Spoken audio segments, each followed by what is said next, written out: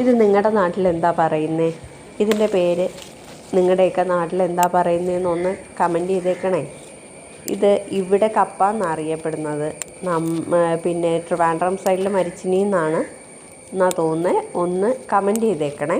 ശരിയാണെങ്കിൽ ഇതുപോലെ കുട്ടിക്കാലത്ത് എത്ര പേര് ഇതിൻ്റെ തണ്ട് ഇല ഒടിച്ചിട്ട് മാലയും നെറ്റിച്ചുട്ടിയും ബ്രേസ്ലെറ്റും ഒക്കെ ഉണ്ടാക്കിയിട്ടുണ്ട്. ഞാൻ ഇതുപോലെയൊക്കെ ഉള്ളത് കൊണ്ട് കളിച്ച ഒരു വ്യക്തിയാണ്.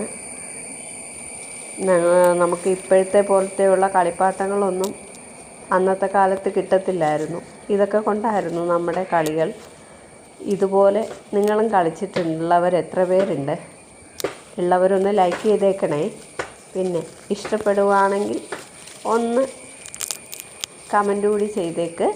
ഇതുപോലെ നമ്മുടെ കുഞ്ഞുങ്ങൾക്കും ഇതുപോലുള്ള വീഡിയോസ് കണ്ട് അവരെയും കൂടി പ്രകൃതിയിലേക്ക് ഇണക്കിയെടുക്കുക. ഇതുപോലെയുള്ള കളിക്കോപ്പുകൾ നമുക്ക് പ്രകൃതിയിൽ നിന്നും കിട്ടും എന്ന് കുഞ്ഞുങ്ങൾക്ക് മനസ്സിലാക്കി കൊടുക്കുക.